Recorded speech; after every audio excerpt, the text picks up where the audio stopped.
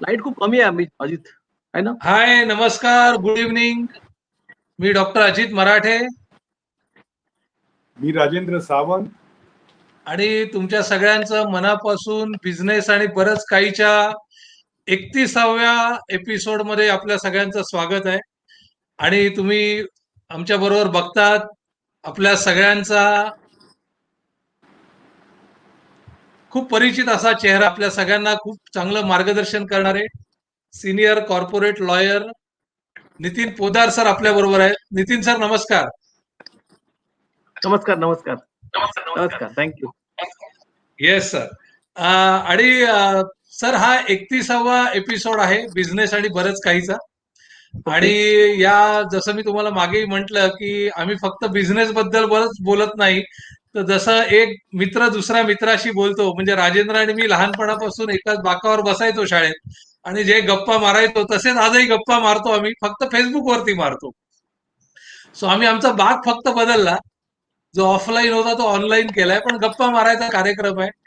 आणि sir, we are really honoured की तुमच्यासारखे खूप सिनियर लोक आणि आम्हाला नेहमी मार्गदर्शन करणारे लोक या प्लॅटफॉर्मवर येत आहेत आणि आमच्याच बरोबर जे इतर उद्योजक आहेत त्यांच्याशीही गप्पा मारतायत.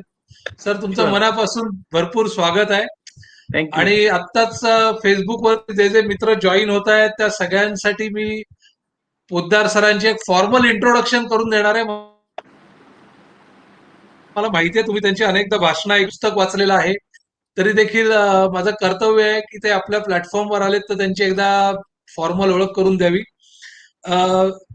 जे सागर अँड असोसिएट्स ही मुंबईतली आणि भारतातली एक फार मोठी लॉ फर्म आहे आणि त्या लॉ फर्मचे मुंबईचे पार्टनर नितीन पोद्दार सर आहेत. सिनियर कॉर्पोरेट लॉयर आहेत आणि मर्जर आणि acquisition, foreign direct investment, foreign collaboration आणि जॉईंट व्हेंचर या क्षेत्रामध्ये त्यांची खासियत आहे, त्यांची मास्टरी आहे. त्यांच्याबद्दल अनेक त्यांचे लेख तुम्ही वाचले असतील, त्यांची पुस्तकं तुम्ही वाचलेली असेल, पण त्यांच्या व्यक्तिमत्वाचे इतर काही पैलू, कारण बिझनेस आणि बरंच काही आहे, तसं तुमचं प्रोफेशन आणि इतर पैलू सांगणं देखील सर माझं काम आहे. आणि मला शुअर. सांगायला खूप आनंद होतोय की पोद्दार सर हे अतिशय चांगलं पेंटिंग करतात आणि त्यांच्या पेंटिंगचं खूप चांगलं एक्झिबिशन जहांगीर आर्ट गॅलरीला संपन्न झालं होतं. आणि सर, मला खूप त्यावेळेला आनंद झाला होता की तुमच्या पेंटिंगचं एक्झिबिशन जहांगीर आर्ट गॅलरीला व्हावं. म्हणजे एक कायद्या विषयातला, किचकट विषयातला, मर्जर ऍक्विजिशन या विषयातला तज्ज्ञ असूनही तुमच्यामधला जो तो कलाकार आहे तो तुम्ही अजूनही तेवढा जिवंत ठेवलाय, हे बघून खूप आनंद झाला होता. नितीन पोद्दार सरांचे अनेक लेख तुम्ही महाराष्ट्र टाइम्स मध्ये, लोकसत्तामध्ये आणि इतर अनेक वृत्तपत्रामध्ये वाचले असतील. उद्योजकांना मार्गदर्शन करणारे ते लेख असतात. आणि त्याच्याच बरोबर पोद्दार सरांचं आणखीन एक पुस्तक आहे, ते म्हणजे प्रगतीचा एक्सप्रेसवे. आणि सर, मला त्या पुस्तकातलं तुमचं एक खूप चांगली 4 ओळी आठवतात आणि त्या म्हणजे, कळेल ती भाषा, मिळेल ते काम, पडतील ते कष्ट, तरच होईल जय महाराष्ट्र. तर आपल्याला महाराष्ट्राला जर का पुढे घेऊन जायचं असेल तर जी भाषा एक दुसऱ्यांना कळेल, व्यवसायामध्ये ती वापरली पाहिजे, पडतील ते कष्ट केले पाहिजे, मिळेल ते काम केलं पाहिजे. आणि 1 मे आत्ताच झाला नुकताच सर, त्यामुळे जय महाराष्ट्र म्हणून आपण या कार्यक्रमाची सुरुवात करूया. आणि जसं पोद्दार सरांनी प्रगतीचा एक्सप्रेसवे हे पुस्तक लिहिलंय, तसंच त्यांचं एक नुकतंच एक पुस्तक प्रकाशित झालेलं आहे, the GPS paradigm mergers and acquisition. म्हणजे खास करून मर्जर्स, ऍक्विजिशन, जॉईंट व्हेंचर ज्यांना करायचे त्या लोकांना मार्गदर्शन होईल, लॉ स्टुडंट्सना मार्गदर्शक होईल, अनेक सीईओजना मार्गदर्शन मिळेल, बिझनेस एक्सपर्ट्सना आणि कॉर्पोरेट्सना मार्गदर्शन मिळेल. म्हणजे त्याला त्याला एक प्रकारचं टेक्स्टबुक आहे ते मर्जर्स आणि ऍक्विजिशनचं. आणि ते पोद्दार सरांचं आता नुकतंच प्रकाशित झालंय. तर असा एक जबरदस्त व्यक्तिमत्व आपल्या बरोबर आहे. आणि सर, मला तुम्हाला सांगायला आणखीन एक गोष्ट आवडेल, ती म्हणजे नॉर्मली ना सर, आपण हा कार्यक्रम हा 30 मिनिटं ते 35 मिनिटाचाच करतो. पण कालपासून ज्या वेळेला मी तुमच्या लोगो तुमच्या फोटो सकट ते क्रिएटिव्ह शेअर केलं बऱ्याचशा उद्योजकांसमोर, त्यावेळेला आपल्या या कार्यक्रमाला रेग्युलर येणारे जे उद्योजक आहेत त्यांनी मला ऑलरेडी एक मेसेज पाठवलाय आणि त्यांनी असं सांगितलंय की अजित 45 मिनिटापेक्षा कमी कार्यक्रम झाला तर आम्ही पुढच्या कार्यक्रमाला येणार नाही. त्यामुळे सर तुमचं मार्गदर्शन ऐकायला लोक खूप उत्सुक आहेत आणि आपल्या मराठी आणि महाराष्ट्रीयन उद्योजकांना खास करून मर्जर ऍक्विजिशन कसं करायचं, जॉईंट व्हेंचर कसं करायचं याच्याबद्दल आज तुमच्याकडून खूप ऐकायचं आहे. तर सर आपण सुरुवातच या पुस्तकापासून करूया. तर थोडीशी या पुस्तकाची बॅकग्राऊंड आणि या पुस्तकात नक्की काय आहे आणि आम्हाला ते खरेदी करायचं असेल तर काय करायला लागेल याच्याबद्दल थोडंसं सांगा, मग आपण आणखीन पुढे जाऊया. फर्स्ट ऑफ ऑल, आवाज येतो का माझा? हो सर, चांगला आहे. So first of all, thank you very much. पण आय एम सॉरी, तुम्ही म्हणजे you must be seeing me disturb here and there, कारण अनफॉर्च्युनेटली लाईट अरेंजमेंट मला बरोबर अजून नीट मला करता आलेली नाही. सो त्याच्यामुळे थोडंसं जरा आय वॉज बिट अँशियस. अजित आणि राजेंद्र दोघंही खूप चांगले मित्र आहेत आणि आय थिंक ऑलमोस्ट 15 वर्ष, 12-15 वर्ष वी नो इच अदर. आणि they have they have very very long relationship with us. Saturday club म्हणा किंवा आणखीन दुसऱ्या प्लॅटफॉर्म्स वर. So Ajit, first of all thank you very much for your kind introduction. खूप तुम्ही प्रेम करता, I can only say this. आणि from my side I am trying to offer जे काही जेवढं काही आपल्याला शेअर करता येईल, आपला एक्सपिरियन्स म्हणा किंवा आपलं थोड्याशा काही कल्पना आहेत, आयडियाज आहेत, थोडे माझे अनुभव आहेत. If I can share that with the entrepreneurs, that will be great. We are living in a very unprecedented time. खूपच अनप्रेसिडेंटेड टाइम आहे हा. जवळ मला असं वाटतं की एक्झॅक्टली मागच्या वर्षी मार्च 24चा पहिला लॉकडाऊन झाला होता मार्चमध्ये. मला आठवतं, I just come back from London आणि आल्याबरोबर आपल्या इथे 2-3 महिन्याचा लॉकडाऊन होता. आपल्याला वाटलं की लॉकडाऊन संपेल संपेल. लॉकडाऊन काय संपला नाही, उलट we are into second lockdown, bigger lockdown. आणि असं होऊ नये, पण people are talking about even the third wave sometime after 4-5 months, आणि we may have to face further lockdowns. So एक खूपच कठीण परिस्थितीमध्ये आपण खरं सध्या जातो आहोत. आणि इनफॅक्ट मी काल माझ्या फेसबुकवरती मी टाकलं पण की फर्स्ट टाइम मला, if you ask me, I was really very very emotional yesterday night.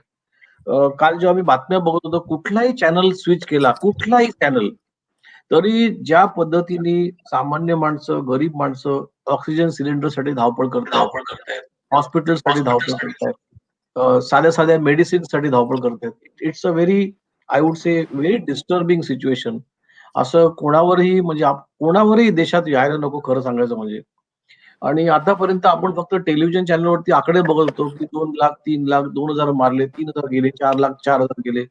आता आपल्याला कळतं की आपल्या बिल्डिंग मध्ये दोघं तिघं गेले, आपल्या नातेवाईकांमधले 1-2 जण गेले, माझ्या ऑफिसमध्ये दोघं तिघं खूप चांगली माणसं गेली माझ्या ऑफिसमधली. म्हणजे पर्टिक्युलरली आमच्या ऑफिस मधले लायब्ररीयन होते, लायब्ररीयन ते वसईचे होते. ते जस्ट मागच्या वीक मध्ये असे काय ते म्हणजे असं काय तब्येतीने चांगले धडधाकट होते, पण we lost him.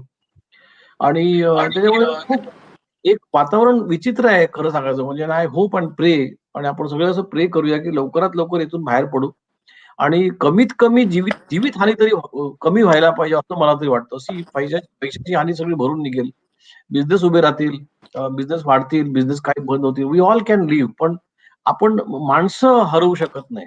I think that is a very serious point. काल रात्री मला खूपच मला त्रास झाला, ऑनेस्टली स्पीकिंग, कारण continuously you can't see death bodies in front of you. Right sir. Anyway, मला काय ते निगेटिव्ह टोननी सुरू करायचं नव्हतं, पण ते अजूनही माझ्या डोक्यावरती ते होतं. म्हटलं I just thought I just wait out to you.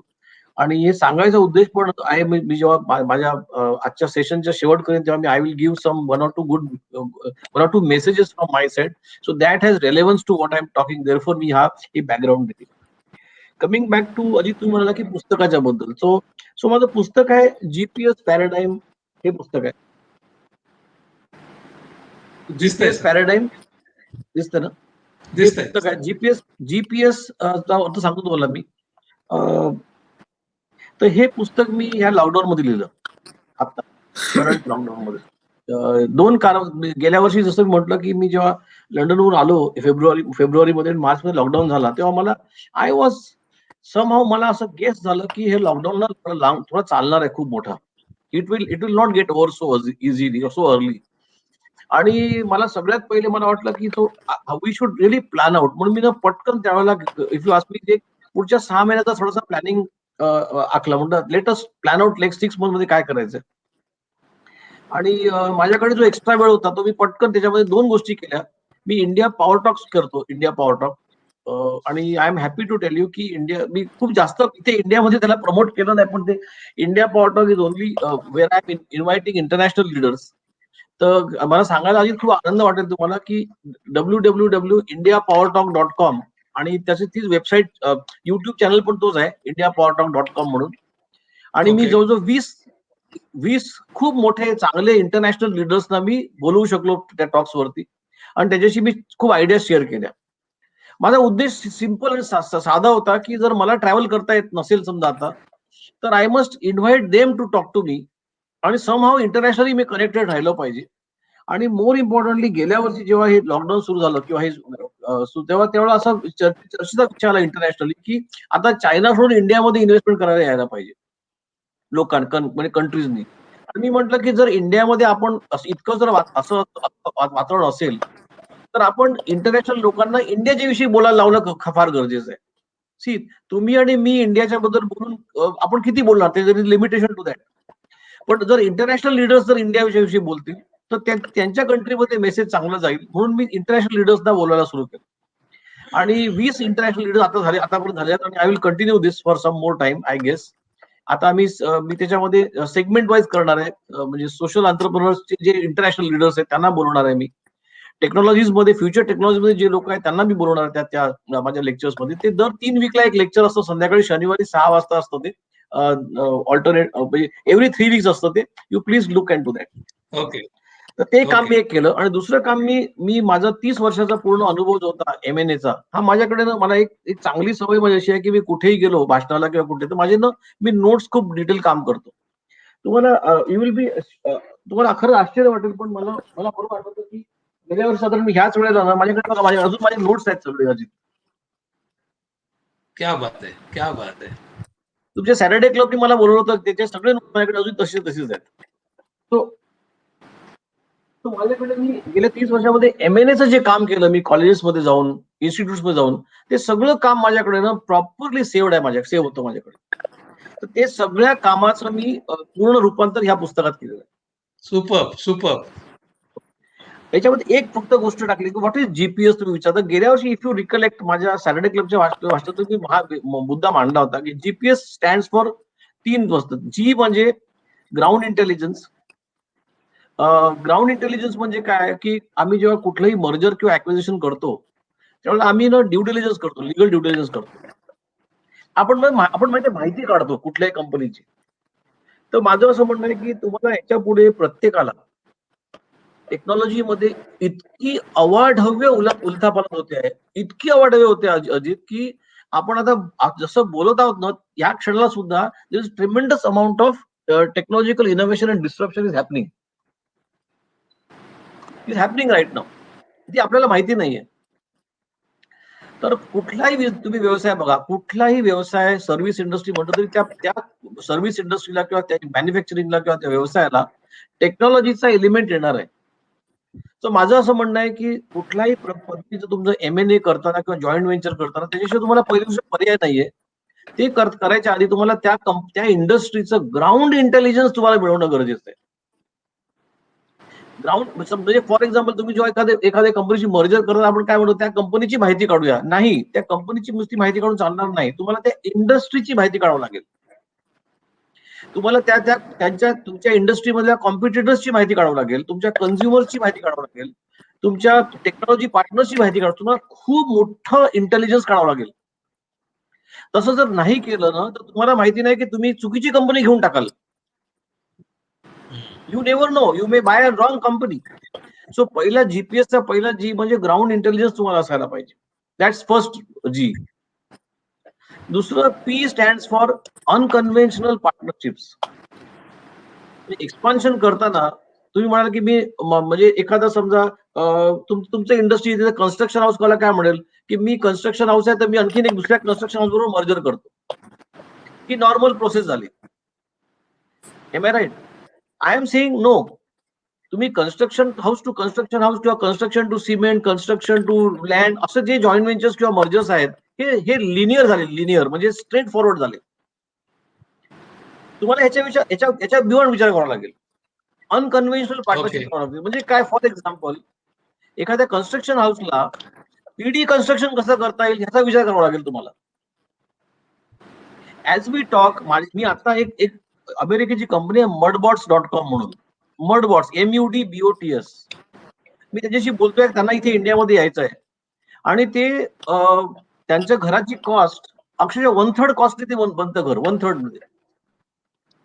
आणि त्याच्यामध्ये तुमचे पिलर्स नाही का, तुमचे स्टील नाही का, ते काही नाही. ते मशीन बसते आणि मशीन अशी असे करत करत करत करत ते घर तयार करतं. आणि ही क्या खूप बात चांगली टेक्नॉलॉजी खूप मोठ्या प्रमाणामध्ये प्रचलित आहे. तुम्हाला एम्प्लॉईजची गरज नाही, तुम्हाला ते सिमेंट उचलण्याची गरज नाही, तुम्हाला काही करायची गरज नाही. म्हणजे ग्रेट. तुम्ही म्हणा का हे आपण इंडियामध्ये कसं आणू शकतो, तर इंडियामध्ये याची खूप गरज आहे. कारण गावागावांमध्ये मातीची घरं आहेत, खराब घरं आहेत, जी पावसामध्ये पडतात, भूकंप आला तर पडतात. की हे जर मशीन्स लावल्या तर एकेका दिवसाला 2-2, 5-5, 6-6 घरं रेडी टू यूज होऊ शकतात. In fact more than that. So therefore construction houses will have to think of these kind of technologies. So that is known as unconventional partnerships. किंवा दुसरं उदाहरण द्यायचं झालं, समजा की मी आता मी लॉयर आहे, मी लॉ फर्म चालवतो किंवा एखादी क्रिएटिव्ह एजन्सी आहे किंवा एखादी केमिकल एजन्सी कंपनी आहे. तुम्ही विचार करावा लागेल, मी लॉ फर्म चालवतो तर मी विचार करायला पाहिजे की मी एखाद्या आयटी कंपनी बरोबर मी कोलॅबोरेट करू शकतो का? किंवा मला इथे बसून मला इंटरनॅशनली काम करायचं, मला आयटीचा सपोर्ट पाहिजे. So that is unconventional partner. आणि तिसरं सगळ्यात महत्वाचं एस म्हणजे स्ट्रॅटेजिक सोल्युशन. साधं सोल्युशन चालणार नाही, स्ट्रॅटेजिक सोल्युशन काढावं लागेल तुम्हाला. स्ट्रॅटेजिक सोल्युशन मध्ये जर उदाहरण द्यायचं झालं, परत तुमच्या कन्स्ट्रक्शन इंडस्ट्री जर मी उदाहरण दिलं, तर तुम्ही नुसतं 2 BHK 3 BHK विचार करून चालणार नाही. तुम्हाला विचार करावा लागेल की मी त्याच्यामध्ये लिझिंग आणू शकतो का? मी कन्स्ट्रक्शन हाऊस करता करता मी त्यामध्ये लीजचे ऑप्शन देऊ शकतो का? मी त्याच्यामध्ये आता तुम्हाला विचार करावा लागेल की मी घर कम ऑफिस करू शकतो का? म्हणजे डिझायनिंग पुढे तुम्हाला बदलावं लागेल. तर तुम्हाला तसे स्ट्रॅटेजिक सोल्युशन्स काढावं लागतील. सो जीपीएस रिअली मीन्स तुम्ही कुठलाही मर्जर, ऍक्विजिशन किंवा जॉईंट व्हेंचर करायच्या आधी फक्त माणूस एकमेकाला ओळखतो, हो तुम्हाला चांगला ओळखतो, आम्ही चांगले मित्र, आम्ही जॉईंट व्हेंचर केलं असं न करता you have to do the ground intelligence. You have to do unconventional partnerships किंवा think of doing unconventional partnerships. आणि तिसरं मी तुम्हाला स्ट्रॅटेजिक सोल्युशन करावं लागेल. स्ट्रॅटेजिक सोल्युशन्स म्हणजे तुम्ही ग्राउंड इंटेलिजन्स करू नका, अनकन्व्हेन्शनल पार्टनरशिप करू नका, पण तुम्हाला कुठल्याही इंडस्ट्रीमध्ये जर वाढायचं असेल, मोठं व्हायचं असेल, तर तुम्हाला स्ट्रॅटेजिक सोल्युशन्स हे करावंच लागेल. हा शब्द लक्षात ठेवा. माझ्या ऑडियन्सला मी सांगेन की स्ट्रॅटेजिक सोल्युशन्स म्हणजे अगदी परत सांगायचं म्हणजे की आता तुम्ही मास्क आणले, मास्क ह्या मास्कच्या बरोबर नुसतं मास्क, सिम्पल मास्क चालणार नाही. Can you do something more with the mask which will really be helpful and useful to the consumer? Sir, मी आता परवाच ऐकलं की काही ठिकाणी त्यांनी मास्कला ना त्यांनी ब्लूटूथ अटॅच केलाय आता. Yes, correct. हा, म्हणजे फोन आला की आता तो मास्क काढायची गरज नाही, तो डायरेक्ट तो कनेक्ट करू शकतो. This is strategic solution.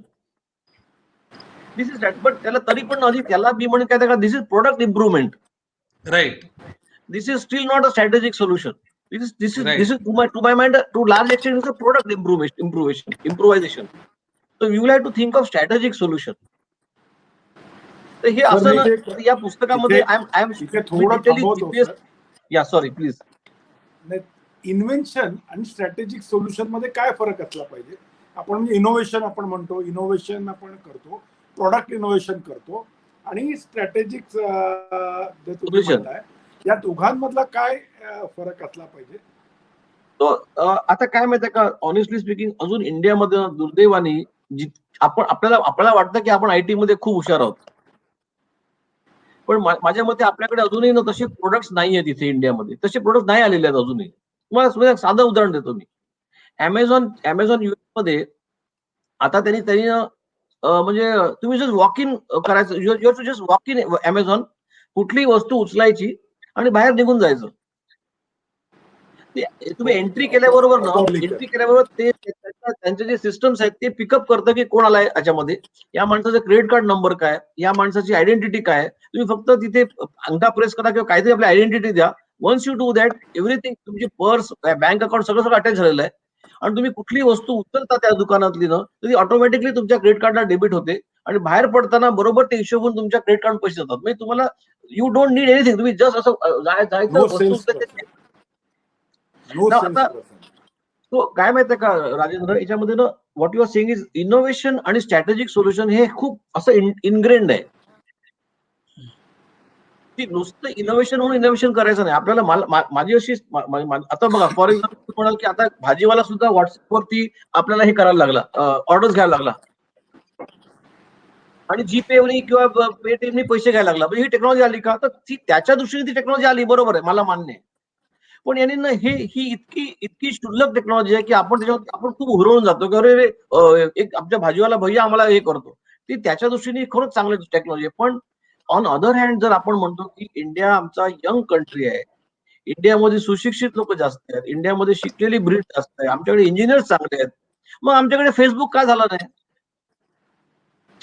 Facebook एखाद्या इंडियनला का करावंसं वाटलं नाही? का सुचलं का नाही फेसबुक? गुगल एखाद्या इंडियन माणसाला, इंडियन अंतरप्रनरला का सुचलं नाही?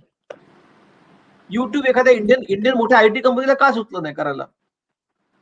सो याच्यामध्ये द पॉइंट इज की आपण ज्याला टेक्नॉलॉजी समजतो ना, ती माझ्या मते ना, म्हणजे आपण आपलं काम करण्यासाठी जी इज असतं ते टेक्नॉलॉजी, आपण त्याला आपण टेक्नॉलॉजी समजतो. बघा, if you ask me, right in the beginning, Hotmail आहे ना, हॉटमेल कोणी केला होता माहिती आहे? त्या सबीर भाटियानी केला होता. Hotmail, if you recollect, right right. आता जो 1995 मध्ये, पहिल्यांदा आपण सुरुवातीला that was the product innovation. That was really a product innovation. असे प्रोडक्ट इनोव्हेशन आपण किती करू शकलो? आपण नाही करू शकलो. आज आपण जे जगतोय, हा झूम फॉर एक्झाम्पल, हे झूम आपलं प्रोडक्ट नाहीये. व्हॉट्सअप आपलं प्रोडक्ट नाहीये. लिंक्डइन सोशल मीडिया आपलं प्रोडक्ट नाहीये. इंस्टाग्राम आपलं प्रोडक्ट नाहीये. आपल्याकडे 130 कोटी लोकांची कंट्री असून, the best of the best IT engineers असून, आज गुगलचा सीईओ आपला इंडियन आहे, मायक्रोसॉफ्टचा सीईओ इंडियन आहे, पण आपण ते कंपनी इथे इंडियन नाही करू शकलो. आता बघा का करू शकलो नाही, याच्यामध्ये आपण नको जाऊया, कारण तो मोठी स्टोरी आहे. That's a separate issue. The point I am making is की आपण फक्त इम्प्रुव्हमेंट कडे बघतो, आपण ट्रू इनोव्हेशन कडे बघत नाही. Yes sir. सर सॉरी, जरा तुमचं चांगली लिंक लागली, पण मी आपले बरेचसे उद्योजक मित्र आलेले आहेत, जवळजवळ 60च्या आसपास उद्योजक आलेले आहेत. आता मी त्यांच्यातल्या काही लोकांना एक्नॉलेज करतो, प्लीज डू दॅट.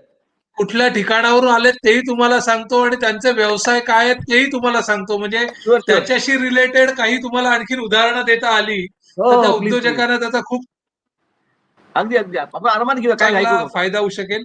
राजेंद्र सोनार आपले नवी मुंबईवरून आलेले आहेत. राजेंद्र सोनारचा इंटरेस्टिंग बिझनेस आहे तो. आपलं ऑफिस, तुमचं एखादं कॉर्पोरेट ज्यावेळेला ऑफिस सोडून जातं त्यावेळेला त्याचं सगळं फर्निचर, इंटिरियर विकत घेतो आणि ते सगळं दुसऱ्या ऑफिसेसना देतो.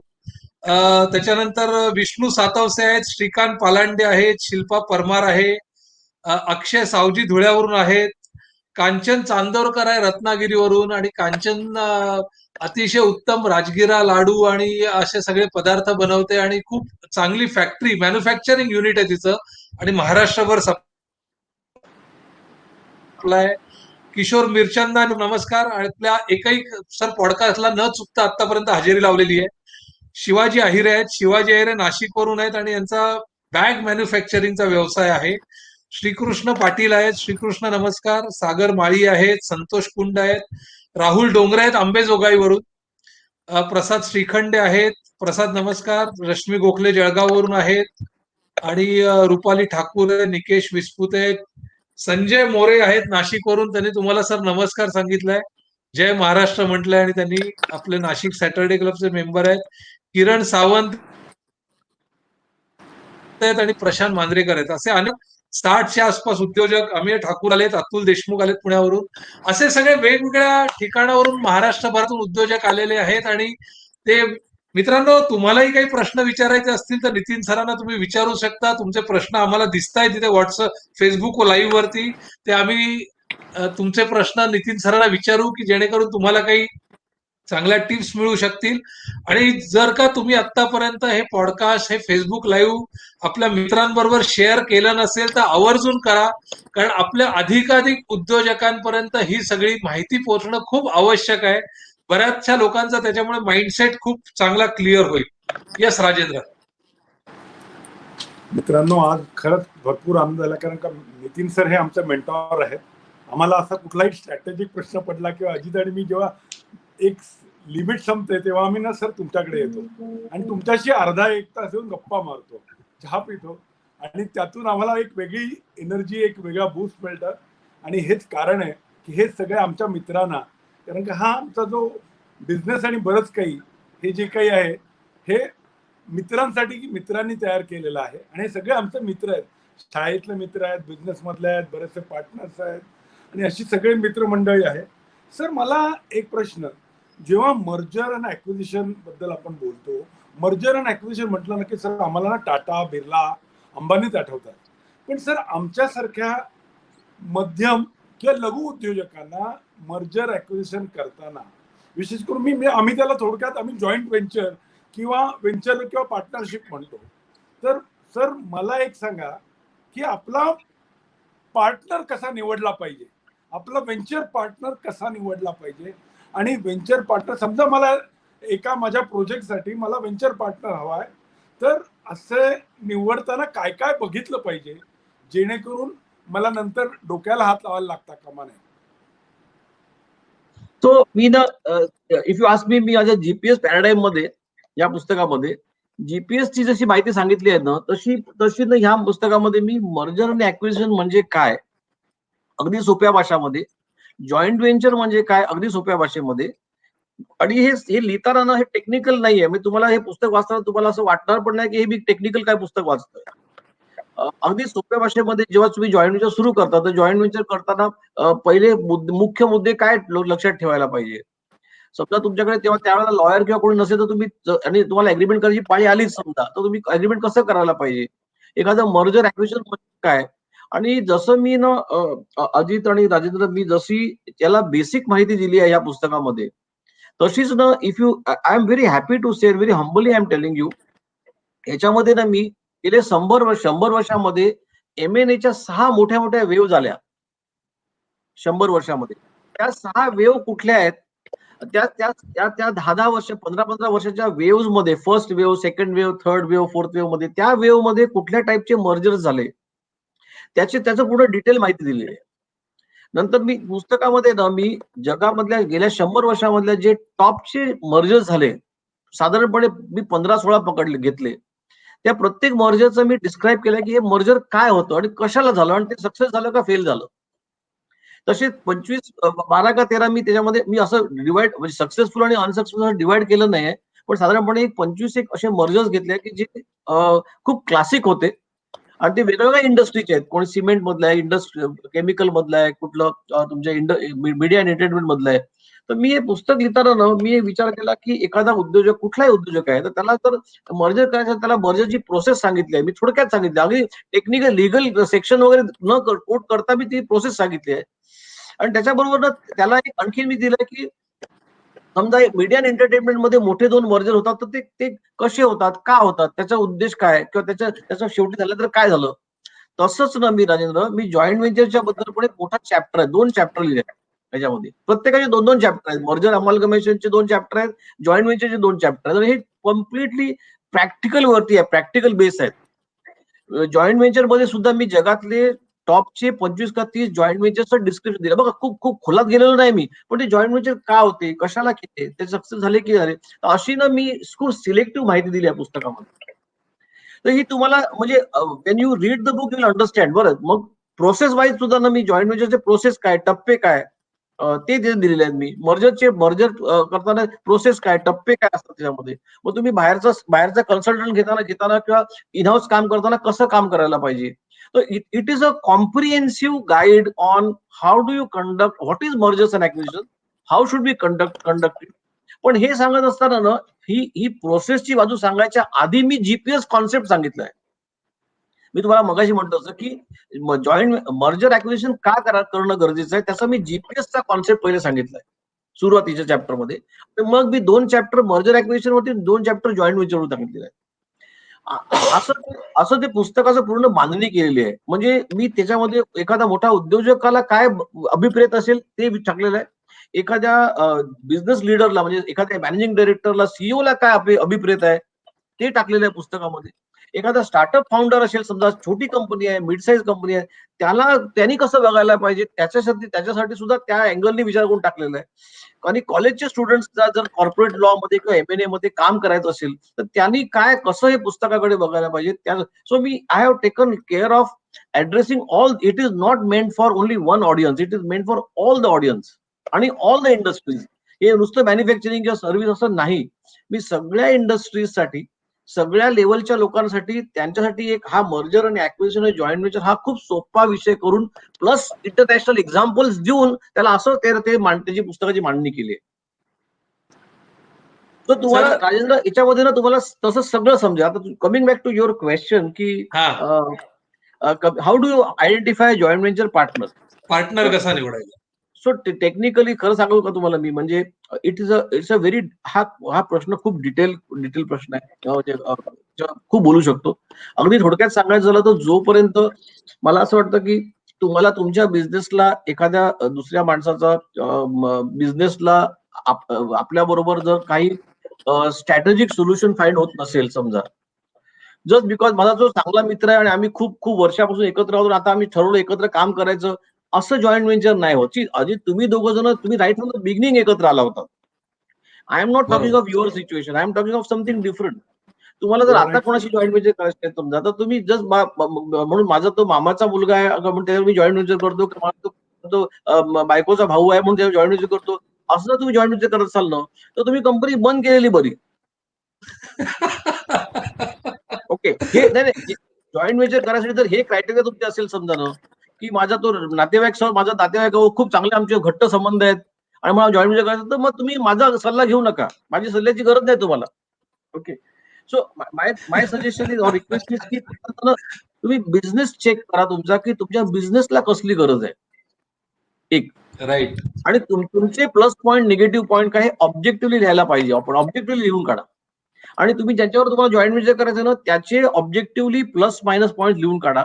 विचार करा, इव्हॅल्युएट करा की आम्ही दोघं एकत्र आल्यानंतर खरंच काहीतरी नवीन होणार आहे का, की आम्ही फक्त एकत्र बसून आम्ही फक्त जेवणाच्या मटणाच्या दारूच्या पार्ट्या करणार आहोत. सो यू डिसाइड तुम्हाला एक्झॅक्टली काय अभिप्रेत आहे आणि त्याप्रमाणे मग तुम्ही करायला पाहिजे जॉईंट व्हेंचर. आणि जर समजा तुम्हाला if you don't have guarantee की मला नक्की नाही आहे, तर तुम्ही एखादा एकत्र बिझनेस करून बघा. मी नेहमी सांगतो, तुम्ही एक बिझनेस करून बघितलं ना तर तुम्हाला बरोबर समजतं हा माणूस ट्रान्सपरंट आहे की नाही, हा माणूस पैशाला कसा आहे, हा माणूस शब्दाला कसा आहे, तुम्हाला बरोबर समजतं. राईट. मग then you decide whether you want to do joint venture or not. Right. म्हणजे तुम्हाला असं म्हणायचं की एखादा ट्रायल बिझनेस करून बघितला पाहिजे. इज इट ट्रायल बिझनेस करायलाच पाहिजे. अच्छा, एखादी ट्रायल बिझनेस, एखादी ऑर्डर देऊन बघा, त्याच्याबरोबर छोटस काम करून बघा ना, अगदी छोटस काम करून बघा, अगदी छोटस काम करून बघा. म्हणजे तुम्हाला काय होतं, तुम्ही एकदा म्हणजे इट इज लाईक दिस की लिव्ह इन रिलेशन मध्ये राहून बघा, वाटलं तर लग्न पुढे करायचं करू नका. सर, एक आपल्या उद्योजकाकडून प्रश्न आलेला आहे फेसबुक लाईव्ह वरती. अमेय ठाकूर आहे आणि अमेय ठाकूर असं विचारतायत, सर एका स्टार्टअपचं व्हॅल्युएशन कसं करतात, कारण कित्येक स्टार्टअप हे लॉसेस करून सुद्धा $1 बिलियन व्हॅल्युएशन असतं त्याचं. बिकॉज त्याच्यामध्ये पोटेन्शियल असतं. ते पोटेन्शियल कसं काय मोजायचं? माहितीये का, पहिली गोष्ट ना स्टार्टअपचं व्हॅल्युएशनचं एक खूप मोठा गोंधळ आहे, इफ यू आस्क मी. आणि खरं म्हणजे हा खूप वादाचा विषय आहे खरं सांगायचं म्हणजे स्टार्टअपचा. कारण लोक म्हणतात जितका मोठा लॉस, जितका मोठा जो खर्च बेअर करू शकतो स्टार्टअप, तेवढे त्याची व्हॅल्युएशन जास्त असते. आता हे लॉजिक मला काही कळलेलं नाहीये, पण to tell you the truth, मला असं वाटतं की स्टार्टअप मध्ये ना तुम्हाला ते, म्हणून म्हणलं मी सुरुवातीला काय म्हटलं की माझ्या पुस्तकामध्ये म्हणून मी दिलेलं आहे की जीपीएस म्हणजे ग्राउंड इंटेलिजन्स तुम्हाला असायला पाहिजे. म्हणजे त्या माझ्या ग्राउंड इंटेलिजन्स मध्ये मी एक चॅप्टर पूर्ण व्हॅल्युएशनवर दिलं आहे याच्यावरती पुस्तकामध्ये माझ्या. तुम्हाला जोपर्यंत त्या इंडस्ट्रीची पूर्णपणे डिटेल माहिती येत नाही ना, तुम्ही त्याचं पोटेन्शियल ओळखू शकणार नाही. खरंय. तो तुम्हाला ग्राउंड इंटेलिजन्स करणं गरजेचं आहे. म्हणून किती वेळा एखादा जॉईंट व्हेंचर किंवा एखादा स्टार्टअप लॉस जरी असला तरी ते इन्व्हेस्टर त्याच्यात पोटेन्शियल बघतात आणि investor then decide the valuation. Right. Sir इथे अजित मी एक प्रश्न घेऊया काही लोकांची, तुम्ही पटापट प्रश्न, it will help me to also articulate. Sir मला त्या कंपनीचं फक्त नाव नाही सांगायचं, कदाचित तुम्ही परमिट कराल की नाही माहित नाही. तुम्ही एका मोठ्या कंपनीचं मर्जर अँड ऍक्विजिशन केलं होतं आणि ती एका फॉरेन कंपनीने केलं होतं आणि तुम्ही त्यांचं केवळ नाव, त्या कंपनीचं केवळ नाव हे 400 की 500 कोटी, आता मला तर आकडा नीट आठवत नाही, पण असाच काही 100 कोटींमध्ये फक्त नाव विकलं गेलं.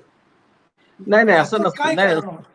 नाही असं कुठे नावाचं व्हॅल्युएशन नसते. It is valuation of the entire organisation, entire company. त्यांची हिस्ट्री असते, त्यांना खूप मोठं व्हॅल्युएशन असतं. असं व्हॅल्युएशन नुसतं नावावरती होत नाही. पण सर तुम्ही म्हटलं होतं मला की त्या माणसाचा एकही स्क्वेअर इंच त्याने विकला नाही, त्याने त्याची एकही मशीन विकली नाही, आणि केवळ त्याचा जो बिझनेसचा मॉडेल होता, तो बिझनेसचा मॉडेल त्या कंपनीने टेक ओव्हर केला. मी त्या कंपनी फार फेमस आहे, कंपनीचं नाव मी घेत नाहीये कारण मला माहिती नाही अलाउड आहे. I know what you're talking, but it depends on the business model also. It is not just the brand, it is the business model. Yes. पण म्हणजे एवढं व्हॅल्युएशन फक्त नावाचा आणि त्या बिझनेस मॉडेलचा लोक द्यायला तयार असतात. तुम्ही उदाहरण घेतलं, समजा आता युट्यूबचं उदाहरण घ्या. YouTube is a business model. Facebook is a business model. Facebook मध्ये असेट्स काय आहे? फेसबुक मध्ये किंवा एअरबीएनबी किंवा तुमचा उबर मध्ये असेट्स काय आहे मला सांगा. उबर मध्ये asset, Uber is a concept, Uber is a model. म्हणजे असे सुद्धा ऍक्विजिशन तुम्ही केलेले आहे. काय म्हणताय?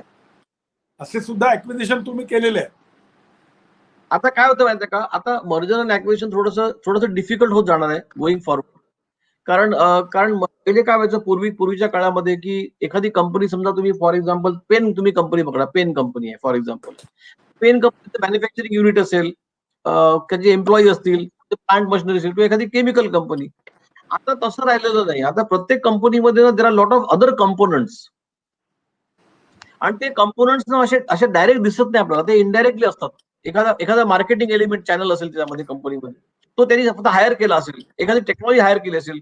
तर आता करंटली बिझनेस जो असतो एखादा, तो असा सरळ उभा नसतो. त्या बिझनेसला खूप लेयर्स असतात.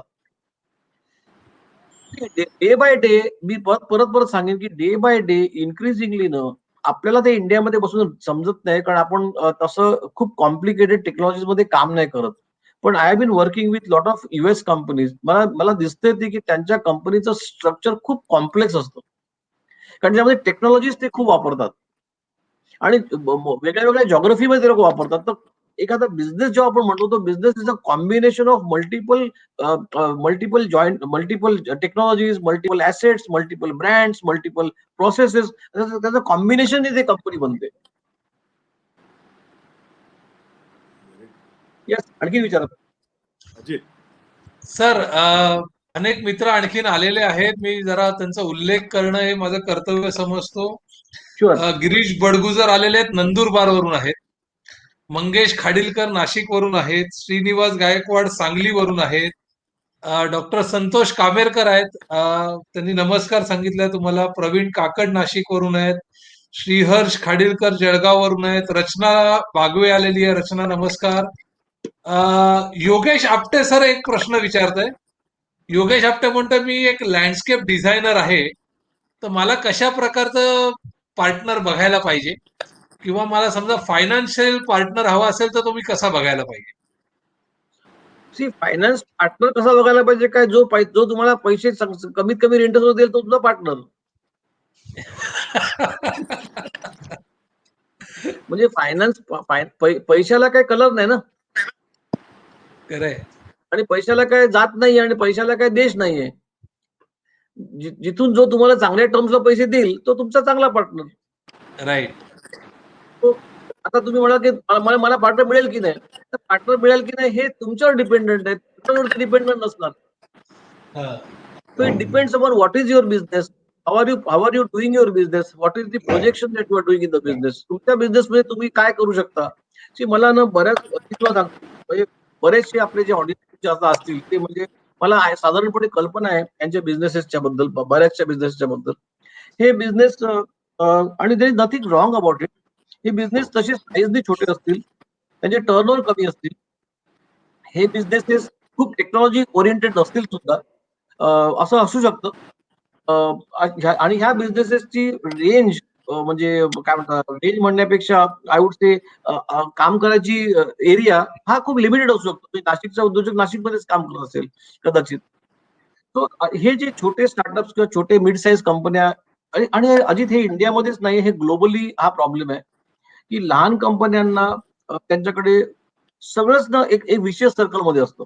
म्हणजे कसं, सुरुवातीचं कॅपिटल नसल्यामुळे कंपनी छोटी असते, पैसे कमी असल्यामुळे त्यांना मोठ्या प्रमाणामध्ये टेक्नॉलॉजी आणता येत नाही, त्यांना एक्सपान्शन करता येत नाही, त्यांना मार्केटिंगवरती खर्च करता येत नाही, त्यांना चांगली मार्केटिंगची माणसं आणता येत नाही. सो हे कसं एक विशेष सर्कल आहे. ओके. आणि आय एम शुअर अजित तुम्ही दोघांनी सुद्धा हे खूप अनुभवलं असेल. You must have also gone to this cycle of finance. आता अशा ह्याच्यामध्ये ना तुमची प्रगती तुम्हाला हळूहळूच होते. तुमची प्रगती ओव्हरनाईट तुम्ही म्हणाल की मला मला फेसबुक व्हायचं आहे की मला उबर व्हायचं आहे, तसं नाही होणार. एक नंबरवर तुमची प्रगती हळूहळूच होत जाणार. ओके. सो देन तुम्ही म्हणाल की मग सर आम्ही वाढायचं कसं, आम्ही how should we grow. So तुम्हाला ना म्हणजे मी सगळ्यांना, अक्षरशः सगळ्यांना मी खूप नम्रपणे आणि मनापासून मला सांगायची इच्छा आहे. मी I been telling this for long time. तुम्हाला थोडंसं तुमच्या बिझनेसच्या विषयी ना प्लॅनिंग करावं लागेल. ओके. आणि मी मराठी उद्योजक जे आपल्या तुमच्या चॅनलवरती ऐकतात, मला मला त्यांना सगळ्यांना एक सांगायचं काय माहिती का, एक शब्द फक्त इथून आज तुम्ही घेऊन जा, आणि तो म्हणजे मार्केटिंग. क्या बात आहे. हा मार्केटिंग शब्द ना तुम्ही लिहून ठेवा. आणि आपण काय करतो माहितीये का, की आणि आपण म्हणजे मी मराठी उद्योजकांचं म्हणत नाहीये, सगळ्या अक्रॉस इंडिया टेक्नोक्रॅट्स जे आहेत, टेक्नोक्रॅट म्हणजे जे केमिकल इंजिनियर्स आहेत, किंवा एखादा कोणी चांगला चांगला तुमचा लँडस्केप बनला, तो खूप चांगला टेक्निकली लँडस्केप खूप सुंदर करत असणार तो. I am sure about it. तुमच्या केमिकल कंपन्या आहेत, तुमच्या कन्स्ट्रक्शन हाऊसेस आहेत, सगळे त्यांच्या प्रोडक्ट मध्ये त्यांना कोणी हात धरणार नाही. मला असे कोणी सांगते तुमचे उद्योजक की नाशिकमध्ये सर आमच्यासारखा हा बिझनेस कोणी करूच शकत नाही. आणि I trust them, I believe them. काही प्रॉब्लेम नाही.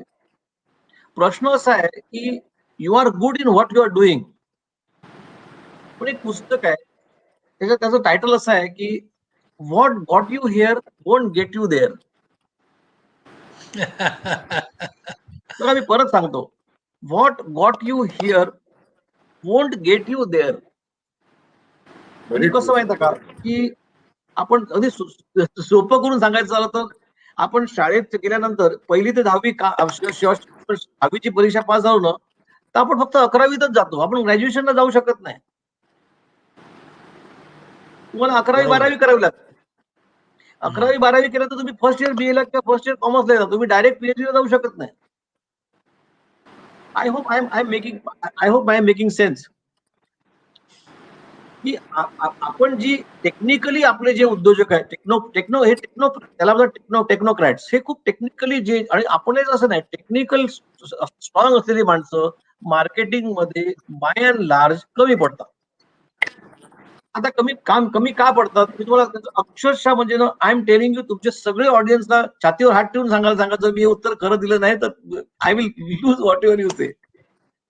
प्रत्येकाने आपल्या छातीवर हात ठेवून सांगावं की तो मार्केटिंगला का घाबरतो. I am telling you one reason. माणसं मार्केटिंगला घाबरत नाही, माणसं घाबरतात रिजेक्शनला. बरोबर. फिअर ऑफ फेल्युअर असतं सर. Fear of failure. मी जर ही वस्तू विकायला गेलो, त्यांनी जर नाही म्हटलं तर काय होणार. याच्यावरती ना मला कधी ऑन लाइटर साइड आम्ही सांगेन, एक सिनेमा आला होता लक बाय चान्स, फरहान अख्तरचा. तो मला माझी रिक्वेस्ट आहे की सगळ्यांनी जो फरहान अख्तरचा एक लक बाय चान्स पिक्चर बघावा. एकदा बघा आणि दुसऱ्यांदा पण बघा आणि तिसऱ्यांदा पण बघा. त्याच्यामध्ये तो फरहान अख्तर काय म्हणतो माहिती का, तुम्ही एखादी गोष्ट समजा नाहीच केली तर तुम्हाला ती मिळणारच नाही. पण जर तुम्ही एखादी गोष्ट केली तर 50% मिळू शकते, 50% मिळू नाही शकत. म्हणजे Right, sir. 50% तुमची 50% तर मिळायची तुमची आशा वाढली. Correct. Very true sir. तर मी म्हटलं की मला मार्केटिंग मध्ये नाही हो, मला मार्केटिंग जमत, मला किती मराठी उद्योजक भेटतात म्हणून सर आम्हाला सगळं जमतं पण मार्केटिंग जमत नाही. मग घरी बसा.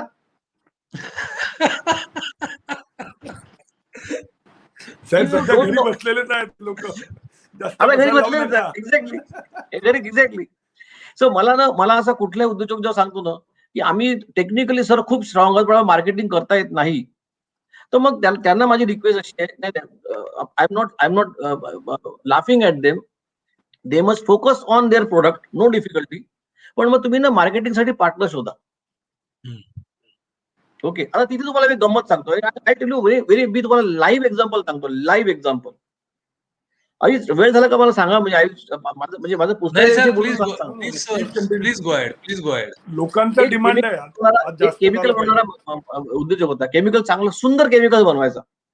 ओके, त्याच्याकडे मार्केटिंगची त्याला एवढी स्ट्रेंथ नव्हती, प्रोडक्ट चांगले होते आणि he was trying his best to market. त्याला मार्केट करता आलं नाही. एक दिवस त्याला एक चांगला दुसरा माणूस भेटला, म्हणा की मी तुझं मार्केटिंग करायला तयार आहे. तर हा म्हणाला की तू म्हणशील ते तुला द्यायला तयार आहे, मला मार्केटिंग करून दे. बघा लँग्वेज बघा, ऐका Ajit, I want you to listen to this very carefully, की आपण जेव्हा भावनेच्या भारी व्यवहार करतो तेव्हा कसे व्यवहार करतो.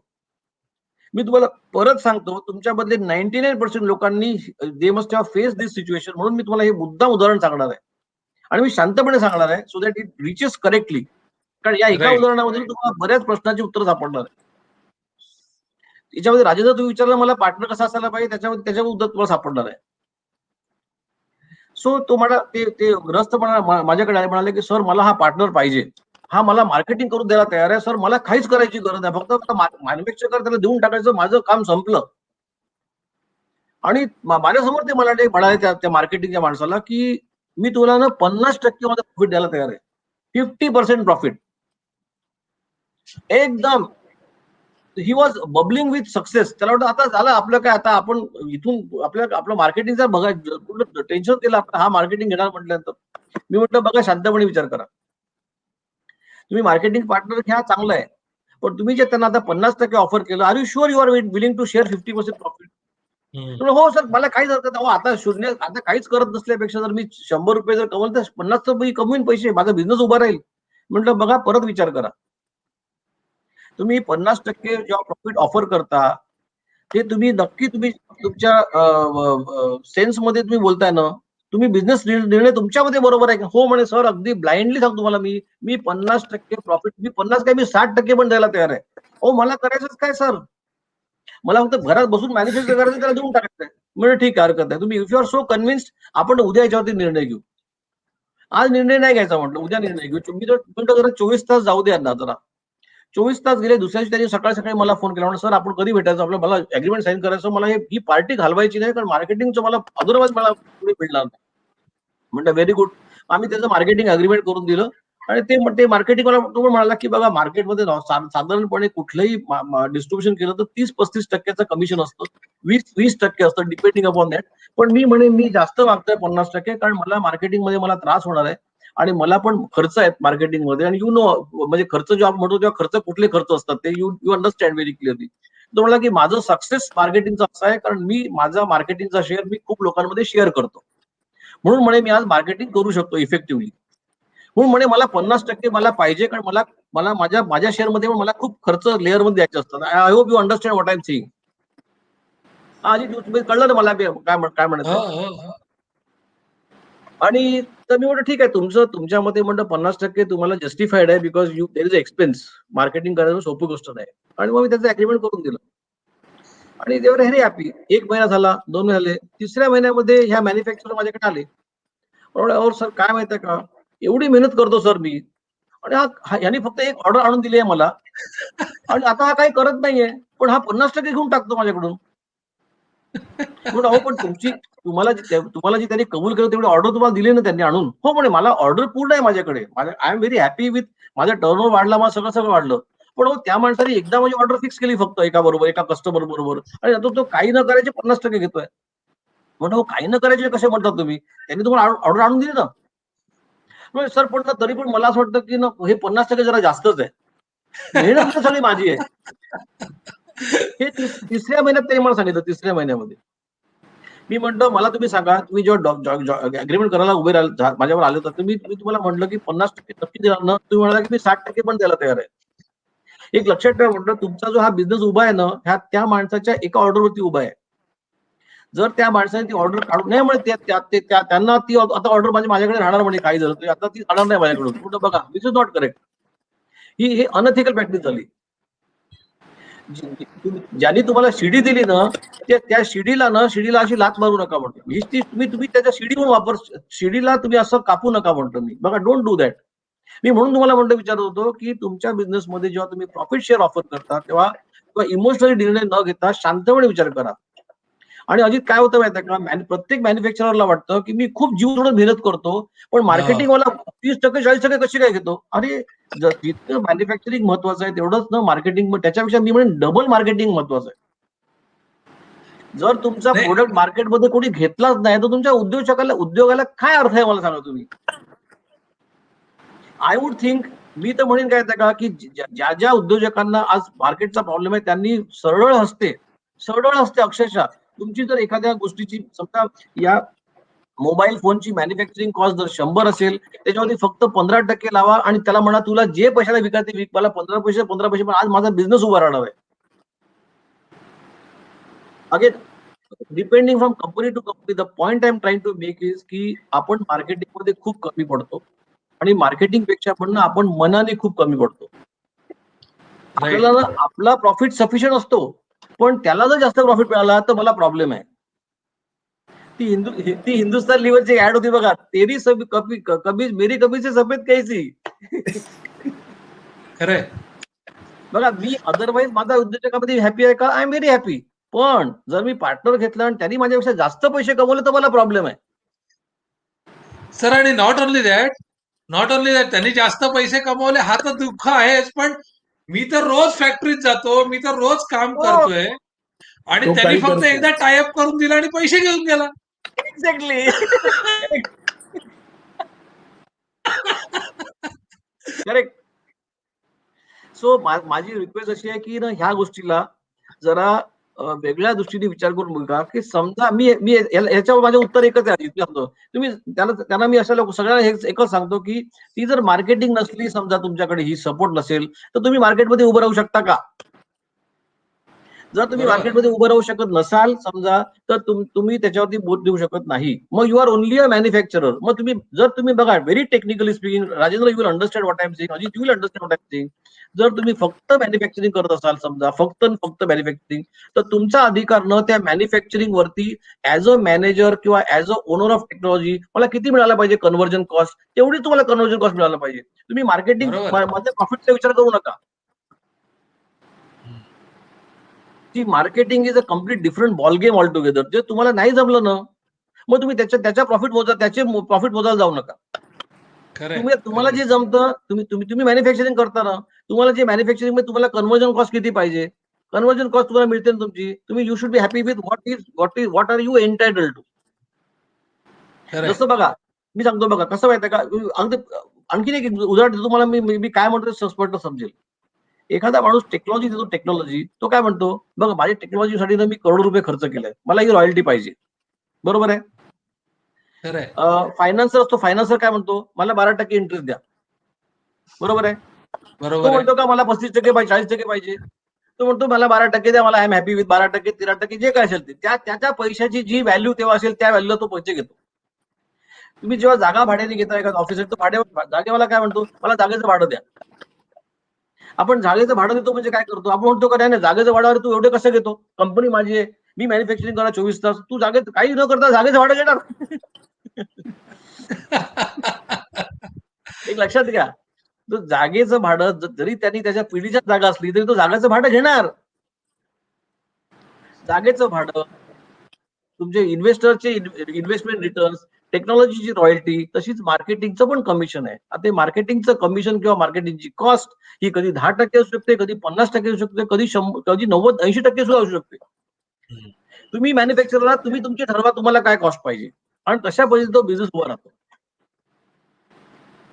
Correct sir. त्याच्यामध्ये मी हे इलॅबोरेटली सांगायचा उद्देश आहे की आज मला माहिती आहे सगळे बहुतेक उद्योजक घरी बसलेले आहेत किंवा त्यांच्या कंपन्या बंद पडल्या आहेत. They must try to find out how do you steel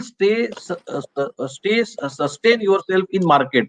तुम्हाला मार्केटमध्ये सस्टेन करायसाठी तुम्हाला वेगळ्या वेगळ्या लोकांची मदत घ्यावी लागणार आहे. तुम्हाला वेगवेगळ्या लोकांना त्यांचे शेअर द्यावे लागणार आहे किंवा त्यांचे कमिशन द्यावं लागणार आहे. सो तुम्ही तुमची फक्त मानसिक तयारी केली की तुम्ही जोपर्यंत तुम्ही म्हणाल का नाही मी म्हणजे असा, तर मग तुम्ही तसंच घरी राहणार. मी मी मी माझा अशा पोझिशन राहिलो तर मी असाच राहणार. लक्षात ठेवा, you have to be flexible. आज मार्केटमध्ये आपल्याला जगायचं आहे, आपल्याला सगळ्यांना बरोबर घेऊन काम करायचं आहे. 2 पैसे द्यायचे, 2 पैसे दोन शब्द ऐकायचे लोकांची. आपल्याला फ्लेक्सिबल राहून जशी वाट मिळेल तशी वाट काढत जगायचं आहे. त्यासाठी मी हा एवढा खटाटोप तुम्हाला एवढं डिटेली सगळं सांगितलं. Sir thank you so much. Santosh Tilkari आलेले आहेत औरंगाबादवरून. त्यांना तुम्ही सांगितलेलं उदाहरण खूप मनापासून आवडलंय. महेश चाळके आणि श्रीकांत कुमावत नाशिकवरून आहेत. अमित बागवे पण आलेले आहेत आणि ते म्हणतात की नितीन सरांचा प्रत्येक शब्द हा नेहमीच खूप इम्पॉर्टंट असतो आणि त्याचा एक एक शब्द ऐकून जर नीट ऐकला तर उद्योगात आपलं नक्की वाढ होते. अर्थसंख्येच्या प्रगतीमध्ये नितीन सरांचा खूप मोठा वाटा आहे असं तो म्हणतोय. संतोष कुंटचा एक प्रश्न आहे. नरेंद्र बामणे आलेले आहेत, त्यांचाही काही प्रश्न आहेत. श्रीराम देशपांडे सर आहेत धुळ्यावरून, चार्टर्ड अकाउंटंट आहेत, अनेक कंपन्यांचा IPO केलेत. त्यांनी एक प्रश्न विचारलाय. ते म्हणतात की what is important for two companies to bring operational synergy through merger. नक्की काय इम्पॉर्टंट आहे सगळ्यात जास्त? ऑपरेशनल सिनर्जी आणायला पाहिजे. ऑपरेशनल सिनर्जी आणायला. आणि अगेन याचं काय माहितीये का, असं श्रीराम असं आपण नुसतं एक फॉर्म्युला नाहीये. काही कंपन्यांमध्ये तुम्हाला मार्केटिंग सिनर्जी एकत्र आणावं लागेल, काही कंपन्यांमध्ये तुम्हाला मॅन्युफॅक्चरिंग आणावं लागेल, काही ठिकाणी ऑपरेशनल सिनर्जी आणावं लागेल आणि काही ठिकाणी डुप्लिकेट होऊ शकतं. म्हणजे समजा 2 कंपन्या जेव्हा मर्ज होतात तेव्हा 2 कंपन्यांचं ऍडमिन डिपार्टमेंट डबल होणार आहे. त्यांचे काही कॉस्ट डुप्लिकेट होणार, ते कॉस्ट तुम्हाला कमी करावं लागणार आहे. So it all depends upon how what is the nature of merger. Right. Rajendra. नाही, सरांनी मगाशी सांगितलं होतं स्ट्रेंथ अँड विकनेस ज्या कंपन्यांबरोबर आपण हे करतोय ते समजून घेऊन आपण त्यांच्याशी पार्टनरशिप केली पाहिजे. I think that's the perfect. Ajit आता 3 मिनिटं राहिलं, 1 तास व्हायला आलाय आणि हे अखंड चालू आहे. आणि सर म्हणजे हा धबधबा चालू आहे आणि सरांकडे उदाहरणांची कमी नाहीये. पण सरांना 1-2 मेसेज महत्वाचे द्यायचे होते, त्याची मी आठवण करून देईन. So I would like to tell you this की एक तर काय माहिती का, करंटली आपण परत मी सांगतो की लॉकडाऊन मध्ये आपण आहोत आणि सिच्युएशन खूप वाईट आहे. परत लॉकडाऊन होऊ शकतं. काही बिझनेस बिचाऱ्यांचे कम्प्लीट बंद होतील. I don't know. काही बिझनेस मोठे वाढतील सुद्धा. तो मला my request to all of them is की पहिल्यांदा परत एकदा फायनान्शियल प्लॅनिंग कडे बघा. जर तुम्ही फायनान्शियल प्लॅनिंग म्हणजे पुढच्या 6 महिन्याला मला किती कॅश लागणार आहे, मला काय लागणार आहे त्याचा विचार करा. प्लीज आणि प्लीज बिझनेस आणि दुसरं फॅमिलीला किती लागणार आहे पैसे आणि मला बिझनेसला किती लागणार आहे पैसे, हे त्याचं पूर्ण काटेकोरपणे फायनान्शियल प्लॅनिंग करा. 6 ते 7 महिन्याचं फायनान्शियल प्लॅनिंग करा. मी म्हणेन 6-7 महिन्याचं झालं असेल तर 8 महिन्याचं करा. 8 महिन्याचं केलं असेल तर 10 महिन्याचं करा. 2 ते 3 महिने ऍडव्हान्स फायनान्शियल प्लॅनिंग करा तुमचं, कारण फायनान्शियल प्लॅनिंग खूप महत्वाचं आहे. त्याच्याच बरोबरीने तब्येतीची पहिले काळजी घ्या. कृपा करून कुठल्याही बाबतीत डेअरिंग करू नका. कुठे डेअरिंग करू नका, प्लीज डेअरिंग करू नका. तब्येतीची काळजी घ्या. सगळ्यांना तुम्ही इन्शुरन्स, हेल्थ इन्शुरन्स म्हणा, सगळ्यांना वॅक्सिन घ्यायचे ते घ्या. तुम्ही काळजी हेल्थची घ्या. सो मी 3H काल एका समारंभात एका भाषणात 3H वरती काम करायला पाहिजे सांगितलं मी. 3H. 1H is health. तुम्ही हेल्थ वरती काम करायला पाहिजे. आणि दुसरी गोष्ट ना म्हणजे अजित आणि राजेंद्र आणि तुमच्या सगळ्या मित्रांना माझी खूप कळकळीची विनंती आहे. दुसरा H म्हणजे हेल्प करा. तुम्ही कोणालाही हेल्प करा. आज अक्षरशः तुमच्यामधला ह्युमन बिंग, आणि मला आय एम व्हेरी हॅपी, तुम्हाला सांगतो मी, आपण मराठी उद्योजक किंवा आपण महाराष्ट्रातली आपली मराठी माणसं आहोत. आपण तसे खूप भावनिक काम करतो. आपली संतांची भूमी आहे. आपले हात ऑलवेज असे असतात आणि मी सगळ्यांना हेच सांगतो की अजित, आपले हात आहे ना असे असायला पाहिजे पहिले, नाही तर असे असायला पाहिजे. आपले जर हात असे असेल ना तरच तो देव तुमच्यावरती हात असे करतो. तुम्ही जर तुमचे हात असे केले ना, तुम्ही जर तुमचे हात असे केले तर तो पण त्याचे हात असे करतो. तो माय रिक्वेस्ट इज हेल्थ कडे लक्ष द्या. आणि दुसरी गोष्ट, ज्याला जितकी नम्रपणे हात जोडून मदत करा तुम्ही. आज माणुसकीची खूप गरज आहे, माणुसकी जागवण्याची खूप गरज आहे. कोणा की त्याला त्याला त्याचा अफोर्ड होतं की नाही, हा तो काय करतो, इतर काय करतात हा प्रश्न महत्वाचा नाहीये. तुम्ही काय करता हे प्रश्न महत्वाचा आहे. तो तुम्ही हेल्प करा. आणि तिसरी गोष्ट म्हणजे थर्ड एच म्हणजे तुम्ही ना ह्युमर जागा ठेवा. Don't be very negative about it. आपण थोडंसं आपण भाषणामध्ये बघितलं, मी मुद्दाम जसे असे एक्झाम्पल दिले की त्याच्यामध्ये ह्युमर ठेवलं पाहिजे आपल्याला. नाही तर सगळीकडे एकदम नैराश्याचं वातावरण. आणि तुम्ही प्रत्येक हेल्प आणि ह्युमर, करेक्ट, हे 3 एच तुम्ही लक्षात ठेवा. आणि I think it will be, मला मला पूर्ण खात्री आहे की या पिरियड मधून पण आपण निघून जाऊ. हा पिरियड काय राहणार नाही आहे पिरियड. आणि तुम्ही जसं मला आज बोलत तसं मला माय रिक्वेस्ट इज की हे जीपीएस पॅराडाईम पुस्तक मी लिहिलेलं आहे या पिरियड मध्ये. ती ₹490 किंमत आहे पुस्तकाची. Amazon वरती अवेलेबल आहे, फ्लिपकार्ट वरती अवेलेबल आहे, किंडल वरती अवेलेबल, सगळीकडे सगळ्या प्लॅटफॉर्म्स वरती पुस्तक अवेलेबल आहे. तुम्हाला जर ई व्हर्जन पाहिजे तर ई व्हर्जन पण अवेलेबल आहे. सगळीकडे अवेलेबल पुस्तक आहे. या पुस्तकामध्ये बऱ्याचशा तुमच्या प्रॅक्टिकल ज्या गोष्टी मी बोलतो त्याच्यापेक्षा खूप जास्त इन्फॉर्मेशन आहे याच्यामध्ये. खरं सांग, माझ्या 30 वर्षाचा पूर्ण अनुभव. आणि याच्यामध्ये सगळ्यात महत्वाचं म्हणजे आणखीन मी हे नॉर्मली ना अजित मी तुम्हाला कधी सांगत नाही. तुम्ही 10 वर्ष 12 वर्ष अजित राजे तुम्ही मला ओळखता. तुम्ही माझ्या कुठल्याही भाषणामध्ये माझ्या आयुष्याचा प्रवास कधी ऐकला नसेल. हो. Because I don't believe in mentioning my journey. कारण काय माहितीये का की प्रत्येकाची जर्नी वेगळी वेगळी असू शकते. पण मी माझ्या आयुष्यातली थोडीशी जर्नी या पुस्तकात दिलेली आहे. शेवटच्या चॅप्टरमध्ये मी कॉर्पोरेट लॉ मध्ये मी काय काय कशी कशी कामं केली, मोठी कामं केली, छोटी कामं केली, कुठल्या लोकांशी इंटरॅक्ट केलं मी, त्याच्याविषयीचा एक सविस्तर एक चांगला 30-35 पानांचा मी पूर्ण तो एक स्टेप बाय स्टेप लेख दिलेला आहे, म्हणजे आलेख मांडलेला आहे. क्या तो बात है.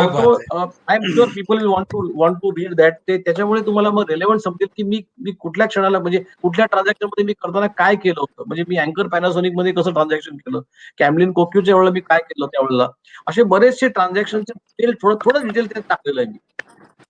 तो super. In all and all Ajit, GPS हा कॉन्सेप्ट परत सांगतो, ग्राउंड इंटेलिजन्स, अनकन्व्हेन्शनल पार्टनरशिप्स आणि स्ट्रॅटेजिक सोल्युशन्स, हे 3 जर तुम्ही पाळले तर बिझनेसला तुम्हाला असं धक्का बसणार नाही. आणि it gives lot of good information जी तुम्हाला अशी अदरवाईज अवेलेबल मिळणार नाही, कुठे एका ठिकाणी मिळणार नाही. ती अवेलेबल आहे. You can buy purchase the book. आणि जर कोणाला माझ्याकडून गिफ्ट पाहिजे असेल तर मी कॉम्प्लिमेंटरी गिफ्ट सुद्धा द्यायला तयार आहे. I am absolutely fine to do that. पण तुम्ही विकत घेतलं तर मला जास्त आनंद वाटेल. पण तुम्हाला पुस्तक देण्यामध्ये पण मला त्याच्यामध्ये जास्त आनंद वाटेल. तो मला तुम्ही माझ्या nitinpoddar.com वरती माझा ईमेल आयडी वर आहे. If you want gift from me, write to me, I will gift the book to you. पण तुमची प्रगती करा. सर सर माझ्या माझ्या मुलांनी, रोहननी, जो आता लॉयर होतोय, त्यांनी ऑलरेडी ते अमेझॉन वरती जाऊन बुक केलंय आणि ते 5 तारखेला येणार आहे. वाव, आणि व्हेरी गुड. मला असं वाटतं की लोकांनी गिफ्ट मागण्यापेक्षा स्वतः पैसे देऊन ते विकत घेणं, तेव्हा त्याची किंमत कळते खऱ्या अर्थाने. Ajit, I am fine to do anything what makes people happy. Okay sir. मी जसं 3 ओके. एच म्हटलं ना, तर हेल्प आणि हॅपी, हेल्थ एच, आणि last H was humour. Humour. I will be happy to give also, don't worry about it. Okay sir. So so nice of you. ठीक आहे. चला, thank you very much. Over to Rajendra. 1 तास होऊन गेला. Sir, आणि sir, बरेचसे happy प्रश्न to अजून हेल्प. आलेले आहेत. मी फक्त जस्ट उल्लेख करतो. राजेंद्र, एकच मिनिट. हा, प्लीज. संतोष कुंड यांनी काही प्रश्न विचारलायत. त्याच्यानंतर शंभूराजे नाईक निंबाळकर आलेले आहेत, त्यांनी काही विचारलंय. संतोष कामेरकरांनी विचारलंय. मिलिंद गरुड आहेत, त्यांनी काही प्रश्न विचारलेत. विनोद नाईक आहेत, ते म्हणतात सर मडबोट्स बद्दल अधिक माहिती मिळेल का. असे अनेक मडबोर्ड.com लोकांनी वर जा, प्रश्न तुम्हाला मिळेल. विचारलेत सर. मडबोर्ड.com वर जा, तुम्ही त्याची सगळी माहिती आहे. ओके. मिलिंद गरुड म्हणाला काही इंटरनॅशनल ऍक्विजिशन करता काही टिप्स देऊ शकता का. ते पुस्तकात सगळे टिप्स आहेत. तर मला असं तुमचे बहुतेक सगळ्या प्रश्नांची उत्तरं जीपीएस पॅराडाईम या पुस्तकामध्ये तुम्हाला मिळून जातील. पण नाही मिळाली तरी तुम्ही nitinpoddar.com याच्यावरती जाऊन त्यांचा ईमेल आयडी आणि फोन नंबर तुम्हाला मिळेल, त्याच्यावरती तुम्ही त्यांना प्रश्न टाकू शकता. तुमचे काही प्रश्न हे आम्ही पण नितीन सरांना फॉरवर्ड नक्की करू. अभिजित सूर्यवंशी आलेले आहेत धुळ्यावरून, प्रशांत सिंग प्रतापसिंग पाटील आले. सो तुमच्या सगळ्यांचे, रुपाली ठाकूर धन्यवाद तुमच्या सगळ्यांचे. सर मनापासून धन्यवाद. खूप मजा आली. Thank 1 तास कसा गेला ते कळलं नाही. नरेंद्र बांबडे म्हणतो, अरे आत्ता तर सेशन चालू झालं 7:30ला. आणि तुमची जी खूप मजा आली, पॅशन आहे हे खूप सगळे enjoy केलं. बोलण्यातली. हा राजेंद्र. आणि तुमची खुमासदार शैली आहे, खुमासदार शैली Yes, आहे. sir. दॅट इज नाही मी नम्रपणे मी म्हणजे आम्ही उद्योजकांशी बोलताना किंवा पर्टिक्युलरली मराठी उद्योजकांशी बोलताना मी अगदी घरातला असल्यासारखं बोलतो. Because I want everyone to grow. I want everyone to really be successful in life. मला माहिती आहे की I am a partner of a very large law firm. आणि माझ्या कामाची पद्धत किंवा कामाचं एक थोडी वेगळा स्तर आहे. पण तरी पण I want to share my experience. I want to share my knowledge. Whatever knowledge I can give. पण मी जे काय देऊ शकेन तेवढं मी I am very happy to share always. आणि सर आम्ही जे तुम्हाला इतके वर्ष बघतो, you are always giver. And we are मी सो म्हणतो प्राऊड ऑफ ना यू. अजित, आपण हात असे ठेवले ना तर तो ते असाच ठेवतो. खरंय, आय खरंय. समहाऊ माझ्या लहानपणापासून माझ्या डोक्यात ते कोरलेलं आहे आणि I will continue I guess till my death of my life, till the last breath of my life. क्या बात आहे सर, क्या बात आहे. सो मित्रांनो, जीपीएस पॅराडाईम हे पुस्तक आवर्जून मागवा. अमेझॉन वरून, किंडल वरून किंवा ज्या कुठल्या प्लॅटफॉर्म वरती तुम्हाला सोयीचं आहे त्याच्यावरून. हो. आणि आवर्जून बऱ्याचशा टिप्स आहेत. सरांनी स्वतः इतक्या नोट्स ठेवल्यात, तर तुम्ही पण ते पुस्तक वाचून त्या नोट्स बनवूया आपण सगळे, ज्याचा आपल्या आयुष्यभरासाठी खूप चांगला उपयोग होईल. So sir, thank you very much. I आपला मस्ट खूप खूप एक आभारी. लास्ट पॉईंट सांगतो प्लीज, अजित, की please. I have scene one thing की तुम्ही सॅटर्डे क्लब मध्ये तुम्ही काम करता. तो अमित बागवे, रचना बागवे संगीतमध्ये काम करते, संतोष कांबळे त्याच्यामध्ये काम करतात. ती तुमच्यासारखे जे लोक काम करतायत उद्योजकांमध्ये किंवा उद्योजकांमध्ये, हे जे अशा पद्धतीचं जे काम झालंय गेल्या 10 वर्षामध्ये, हे खूप चांगलं काम झालेलं आहे. आणि मला खरोखर I am very pleased with all of you. I am telling you की तुम्ही सगळ्यांनी, कोणीही असं म्हणत नाही की माझं संस्था आहे तर मी त्या संस्थेत जाणार नाही, त्या संस्थेत असं काही. I am so please and so happy. पहिले एक वेळ असं म्हणायचे की मराठी 4 माणसं एकत्र आले का ते फक्त ते आयतर भांडतील किंवा ते मॅगझिन काढतील. अशी परिस्थिती आता नाहीये. वी आर फार फार डिफरंट. मी वेगळी मराठी ब्रीड बघतोय. प्रत्येक जण, मी नाशिकला गेलो, कोल्हापूरला गेलो, कुठेही गेलो का मी बघतो की उद्योजक एकमेकांना फक्त मदतीचा हात पुढे देत आहेत. आणि उद्योगाच्या संस्था ज्या आहेत ना, त्या पण एकमेकांसाठी खूप अमित किती काम करतो मला माहिती आहे. अमित किती काम करतात. कोणाच्याही संस्थेसाठी ते काम करतील कधी पण. संतोष सुद्धा, they all are working with. तुम्ही अजित, राजेंद्र, तुम्ही किती काम केलंय. I have seen that work. मला माधव भिडेंची खूप आठवण येते मला, की माधव भिडेंनी हे जे तुम्हाला स्पिरिट दिलंय महाराष्ट्रामध्ये, ते खूप चांगलं स्पिरिट दिलेलं आहे. आणि we should just maintain that आणि we should all grow. Absolutely, thank you very much. Absolutely. Yes Rajendra. Thank you. नाही, थँक्यू. खूप मजा आली, खूप एन्जॉय केलं. सर आलात, माझा वाटतं आणखीन एक आपण सेशन करूया. मला तुम्हाला वेळ असेल तेव्हा पुस्तक घ्या, पुस्तक मित्रांना- वाचा आणि मग आपण परत एक सेशन करू परत. आणि मग yes sir, yes. Okay sir, yes sir. धन्यवाद. Bye bye. धन्यवाद. सो मित्रांनो, काळजी घ्या, तब्येतीची काळजी घ्या, सॅनिटायझर वापरा, सोशल डिस्टन्सिंग ठेवा, मास्कचा वापर करा. धन्यवाद.